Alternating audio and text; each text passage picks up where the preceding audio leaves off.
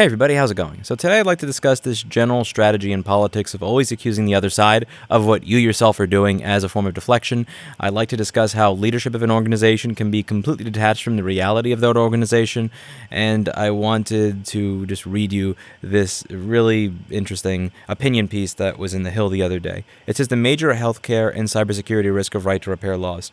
One thing that I think is really important just to notice as a pattern is every time you see cybersecurity brought up as a risk when it comes to right to repair, if an independent repair shop fixes your phone or your computer, whatever, there's a cybersecurity risk, is they'll never come with a citation. It'll be a what if, or this could potentially happen, but there'll never be a citation, and I'm confident this article will be no different. It would be like if someone said, what if a solar panel being on the roof of your house increased the likelihood of an asteroid hitting the Earth? I mean, what if? So let's go into this. It's by Peter J. Pitts, and it says, just like other devices we rely on, medical devices can improve our quality of life, so long as they are maintained to work properly. When they are not, or not maintained or serviced in line with FDA approval, there can be huge healthcare and cybersecurity risks. In the brief on a just-released FDA discussion paper, William Maisel notes, many medical devices are reusable and need preventative maintenance and repair during the useful life. Therefore, proper servicing is critical to the continued safe and effective use. Maisel, MD, is the Director of Office of Product Evaluation and Quality in the FDA's Center for Devices and Radiological Health. Who could possibly disagree with such a statement? Lawyers. That's right, the tort bar is prioritizing profit over patient safety. For shame, no, I'm not surprised either. So when we talk about prioritizing profit over patient safety, this is an interesting one. So there was a conversation that I had with someone who works in medical device repair. You can listen to this 20-minute interview here. This gentleman is so scared of being found out for who he works for that he sounds like a gun was to his head for the entirety of our call. I removed any sort of potentially identifying information, and he's talking about a motor that goes into one of those operating tables. You know, you can kind of like, you could have your operating table be over here or over here, kind of like an adjustable recliner. Well, they have a motor in it, and sometimes that $500 motor and that $30,000 to $40,000 operating table stops working. And what they are told is you cannot buy the motor. He can't go to the company that makes the motor because they're told not to sell the motor to him by the company that made the operating table, and they're told they need to buy a whole new operating table, which is $30,000 to $40,000. So they're saying here that these people who are talking about pro right to repair are they're putting profit over patient safety. These are the same people who are saying you need to buy a new operating table instead of replacing a motor that died in the operating table. Who is prioritizing profit over patient safety? How many people can't afford health care? How many people are not able to get access to health care because the cost of it is that much higher because what you've done is raise the cost of health care in that particular instance 80 times?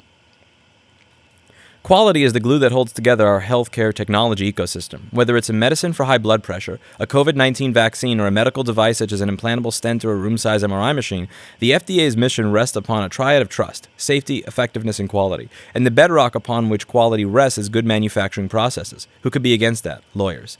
Consider the recent spate of suggested state and federal legislation on what is called right to repair. At first glance, it seems like a good idea. Why not make it easier for consumers to fix their broken electronics without having to pay a costly sum to the original manufacturer? But as H.L. Mencken reminds us, for every complex problem there is an answer that is clear, simple, and wrong.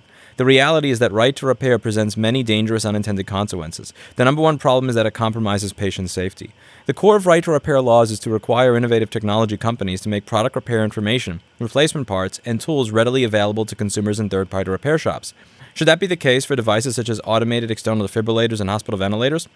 What about electrocardiograph machines? Can physicians and patients be confident in non-FDA compliant vendors without the advanced training and technical ability to properly repair and recalibrate life-saving machines? Who could argue that anyone could do it? Lawyers. Actually, your own FDA did that. So this is from the FDA itself. Just a few years back, FDA reported on the quality, safety, and effectiveness of servicing medical devices, and it says that the currently available objective evidence is not sufficient to conclude whether or not there is a widespread public health concern related to servicing, including third-party servicers of medical devices that would justify imposing additional, different, or burdensome regulatory requirements at this time. Rather, the objective evidence indicates that many OEMs and third-party entities provide high-quality, safe, and effective servicing of medical devices. A majority of the comments, and adverse event reports alleging inadequate servicing caused or contributed to clinical adverse effects and death that pertain to actually remanufacturing and not servicing, and above all, the continued availability of third-party entities to service and repair medical devices is critical to the function of the U.S. healthcare system. Keep in mind that the FDA said the continued availability of third-party entities to service and repair medical devices is critical to the function of the healthcare system. This is from the FDA. I'll include a link to it down below. So, why? Because when things go wrong, when medical devices fail, when patients and their families suffer the consequences, when associated healthcare costs skyrocket, it seems lawyers see opportunity. So he's talking about how things can go wrong with right to repair and healthcare costs skyrocketing. We have had no right to repair laws or any sort of right to repair legislation introduced for the past, 20, 30, 40 years. And what have healthcare costs done? Is it possible, maybe, just maybe, that when you take a $40,000 operating table and you tell the hospital that when that $500 motor dies inside of it, they need to pay for another $40,000 operating table, that maybe that has to do with the increasing cost of healthcare, not a right to repair law that doesn't exist yet, that hasn't been passed. It seems the tort bar is creating a problem they can exploit for profit. Yeah, it wasn't a problem that $40,000 thing the hospital buys that has a bad $500 part can't be fixed. The problem is the legislation that would mandate that someone be able to sell that motor to them, that the manufacturer of that bed can't say to the manufacturer of the motor, don't sell the motor to the guy that wants to fix it for the hospital. It's us that are concerned about profit. The guy that wants to charge $125 an hour to put that $500 motor into the operating table, that's the profit. That's the guy concerned about the profit. Ignore the person that wants to sell you a new $40,000 operating table every time the $500 motor goes bad. They're not concerned with profit. It's the right to repair people that are concerned with profit. And this goes back to that fundamental political strategy and principle. Always accuse the other side of what you yourself are doing. It's a form of deflection that often works. But wait, it gets worse. By allowing third parties without FDA competence to repair regulated, complicated medical devices, right to repair also opens the door to breaches in cybersecurity. According to the FDA, cybersecurity is a widespread issue affecting medical devices connected to the internet, networks, and other devices. Cybersecurity is the process of preventing unauthorized access, modification, misuse, or denial of use, or the unauthorized use of information that is stored, accessed, or transferred from a medical device to an external recipient. In the just-released FDA discussion paper I referenced above, Straightening Cybersecurity Practices Associated with Servicing Medical Devices, Challenges and Opportunities, the agency asks, how can entities that service medical devices contribute to strengthening the cybersecurity of medical devices? Do note that nowhere in any of those two paragraphs do they mention any sort of evidence or citation where third-party repair centers have been responsible for cybersecurity breaches in medical devices or the breaching or unintended release of patient data.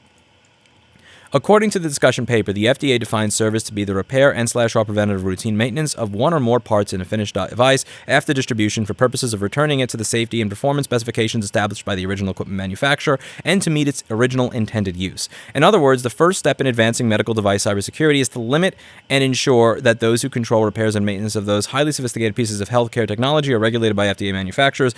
In other words, you just took what they said and you twisted it to meet your agenda.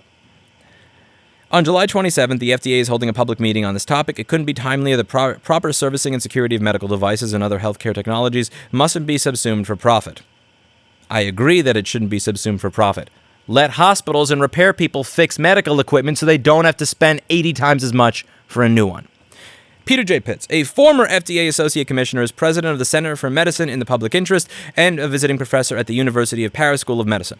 So this person, who was a former FDA Commissioner, is not aware of their own report where they discussed the safety and lack of cybersecurity risks when third parties repair medical equipment. He ignored the part where it said the continued availability of third-party entities to service and repair medical devices is critical to the function of the U.S. healthcare system. He works for the Center of Medicine in the Public Interest, which is mostly funded by Pfizer. That's it for today. And as always, I hope you learned something. I'll see you all in the next video. Bye now.